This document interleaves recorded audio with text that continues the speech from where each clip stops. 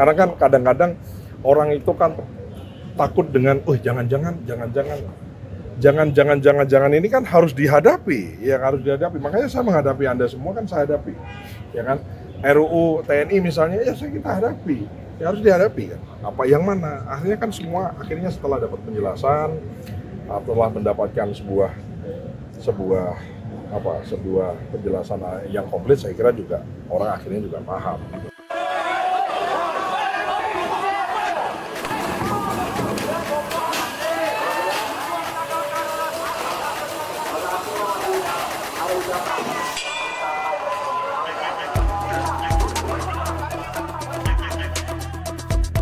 Presiden Prabowo menginstruksikan jajarannya untuk menyampaikan capaian program pemerintah kepada masyarakat. Kepala negara menginstruksikan untuk membangun narasi komunikasi yang baik. Wakil Menteri Pertanian Sudaryono menyampaikan bahwa banyak keberhasilan yang sudah dicapai dalam pemerintahan Presiden Prabowo. Ia mengatakan bahwa tugas pemerintah adalah untuk memastikan bahwa masyarakat mendapatkan informasi yang sesuai terkait kebijakan dan program pemerintah. Sudaryono juga menegaskan bahwa pemerintah memiliki hak untuk menyampaikan realita pekerjaan yang telah dilakukan, serta capaian kinerja yang telah diimplementasikan. Ia juga menyampaikan bahwa pemerintah tidak anti kritik terhadap masukan dan pendapat yang diberikan oleh rakyat. Kan kita ini sudah menuju ke swasembada, harga gabahnya bagus, petaninya senang gitu loh, ya kan. Sementara negara lain, ya kan, Filipina, Malaysia, Jepang itu sekarang lagi krisis beras. Sementara kita juga mengalami El Nino dan La Nina yang sama, tapi kita sekarang di posisi yang lebih aman, jauh lebih aman dibanding mereka. Itu kan satu hal yang positif yang secara komunikasi harus tersampaikan. Jangan sampai rakyat itu digiring oleh opini-opini yang narasi-narasi yang nggak benar. Gitu. Itu salah satu kontribusi dari sektor saya sebagai Wakil Menteri Pertanian. Jangan kita kan banyak keberhasilan ya. Salah satunya paling kelihatan sekali adalah bagaimana pupuk lancar, itu rakyat happy. Saya bilang saya habis dari Kulon Progo, saya habis dari Bantul, saya habis dari Palembang, saya habis dari Sumatera Utara, saya habis keliling dari beberapa titik, Pak. Rakyat di bawah itu happy gitu loh, bahwa memang adalah ya kritik kita tidak artinya pemerintah tidak anti kritik bukan, tapi bahwa narasi kan juga harus dibangun dengan narasi yang baik. Jangan sampai opini orang itu berasumsi. Asumsi orang itu kan tidak bisa kita kontrol. Jangan sampai dia dapat berita sepenggal, berasumsi negatif kan nggak bagus. Maka tugas saya adalah bagaimana memperbaiki asumsi yang baik di masyarakat bawah ini, bagaimana bisa menular sebanyak mungkin. Nah itu kan sisi komunikasinya yang memang dari sisi kami, saya khususnya yang mengampu urusan pertanian, kita perbaiki. Gitu. Mas, apakah ini dipicu oleh? Itu tadi kritik dari media segala macam. Saya kira nggak ada masalah ya kan, orang semua bisa beropini dan lain-lain kan nggak ada masalah. Cuman kalau kan gini, semua orang kan bisa beropini ya kan, kecuali dia hate speech dan lain-lain, itu lain persoalan ya. Tapi semua orang kan punya kebebasan untuk mengungkapkan pendapatnya, apapun itu loh ya. Maka pemerintah juga punya hak jawab, punya hak untuk bersuara, menyuarakan yang realita yang kita kerjakan. Ya dong, kita prestasi, kita ngimpor beras oke dong gitu loh ya kan.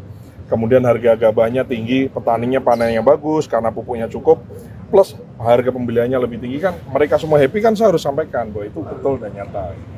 Kalau ada 1-2 di sosial media petani yang belum dapat dibeli dengan harga yang sesuai, laporkan, kita insya Allah Bulog akan hadir, kita akan jemput gabah-gabah di pematang sawah, di jalan-jalan, kita jemput di situ, di sawah, bukan di tengah sawahnya ya, harus dibawa ke pinggir sawah, biaya transportnya ditanggung oleh Bulog. Mas, evaluasi itu apakah karena juga banyak pernyataan pejabat publik yang blunder dalam beberapa waktu terakhir ini, Mas? Enggak. Ya ini aja, masalah kita kan banyak ya, ada kalau Anda perhatikan kan dari mulai banyak lah, saya kira program-program yang pro rakyat ya, yang berpihak kepada rakyat ya, misalnya contoh THR untuk ojol. Selama sejarah ini ada ojol selama bertahun-tahun, kan baru ini ada bonus hari raya. Diupayakan oleh pemerintah, walaupun yang memberikan adalah perusahaan, tapi kan ada kehendak dan keinginan dari pemerintah, dan itu kan perlu diapresiasi dong gitu loh ya kan. Kemudian lagi-lagi kalau di bidang kami pupuk lancar, kemudian irigasi baik, benihnya oke ya kan, kemudian panennya juga bagus.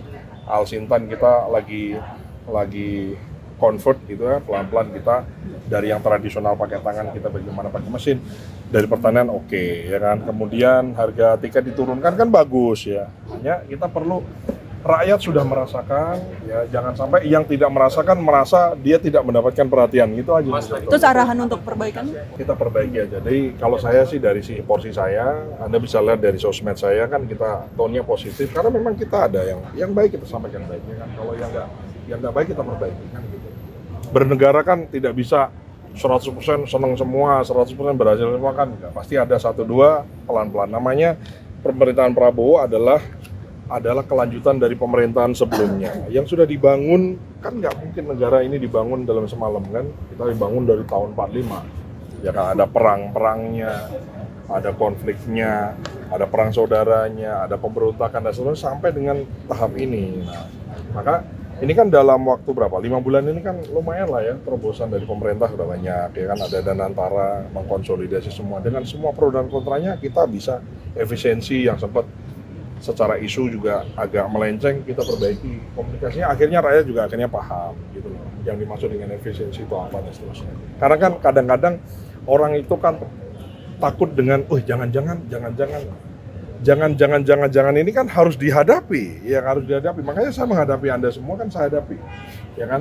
RUU TNI misalnya, ya kita hadapi, ya harus dihadapi kan. Apa yang mana? Akhirnya kan semua, akhirnya setelah dapat penjelasan, setelah mendapatkan sebuah penjelasan yang komplit, saya kira juga orang akhirnya juga paham gitu. Itu aja sih sebetulnya. Jadi kadang lagi rame, lagi hot, orang lagi pengen tahu, dia Uber orang, mungkin orangnya ya slip tang atau mungkin barangkali penjelasannya terpotong, potongannya di viralkan seterusnya. Saya kira dengan sosial media kan begitu ya, kadang tidak utuh gitu loh. Nah, kita perlu penjelasan.